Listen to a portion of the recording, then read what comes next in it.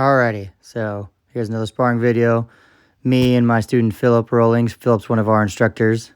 Actually, at Redline, he's pretty good. He's a purple belt. So we're doing a little no-gi sparring here. Starting in butterfly guard. Philip's really trying to get in close. He looks like he's trying to go, kind of going for an arm drag, trying to get in close to elevate me. I'm just trying to keep my chin down low so he can't elevate me.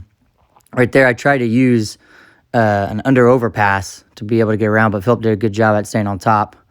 So I defended kind of the neck attacks, pulled him into my butterfly guard. Right here, I'm kind of going for an arm crush. I go for a sweep right there, and I throw my leg over. Yeah. So I've been trying this a lot, this little overhook sweep. So it's really an elevator sweep. I have his arm trapped in an arm crush, and he does a great job at basing. But then I was able to throw my leg over right there. So I was able to lock up the triangle and now start to attack. From here, we're kind of just playing the triangle position. Philip's doing a good job at keeping some pressure on me, not letting my hips get out from underneath of him. He goes up and now he goes into a posture.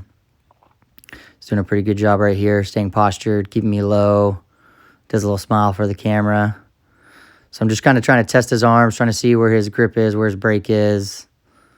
Right there, I think about exploding my hips up, knocking him back. But then whenever he does that, he sees me, and I pull him back in.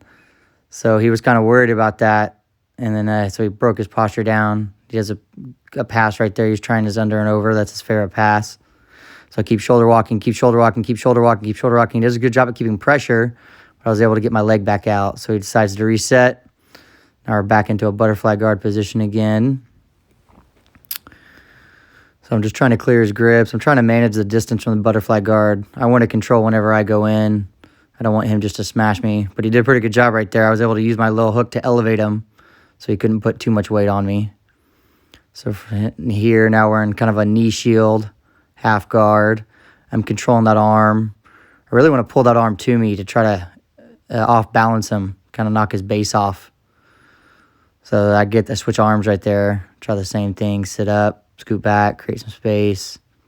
So he's got both my wrists, but I'm okay with that because I got my shins on the inside. I try to shoot another triangle right there. He knows that it's coming.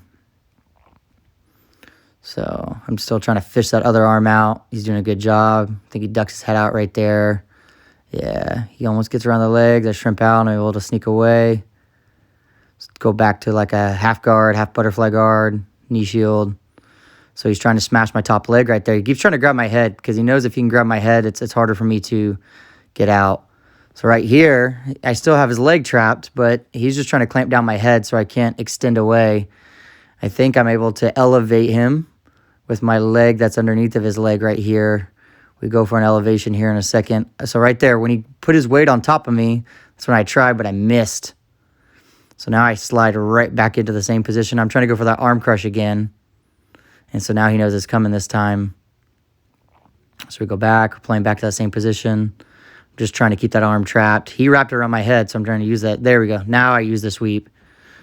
So right there, I was trying with that arm crush, but he goes back the other way, but my foot's still hooked in. Now his arm's still trapped. So now we turn it into a butterfly guard sweep. So now I wind up on top. He's doing a good job at controlling that bottom arm right there.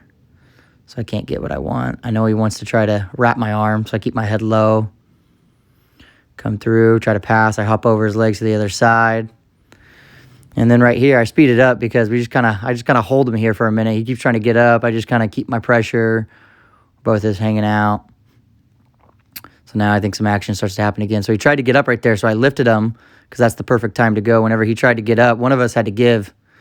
So I just hop over again to the other side. Now I'm on top of him in side control. He does a good job recovering. So right there, because his foot let in, I wrapped it up for a foot lock. And you can't really see, but both of my feet went over. So right there, he had his foot hanging out. As he went to try to pull away, I stepped up, threw my foot over, put my foot on his hip. He did a good job. He tried to clear it, but I was able to throw my leg, my other foot over his foot. And now it kind of went for a belly down arm lock right there. I was able to extend. He tapped. It was a good job. I had to catch him in something sneaky right there in a transition. So now butterfly guard start up, but he gets a great under and over pass. He'd been working that pass the whole roll. And I shouldn't let his hand get underneath my leg right there. His hand went right underneath, and he dropped his weight perfectly.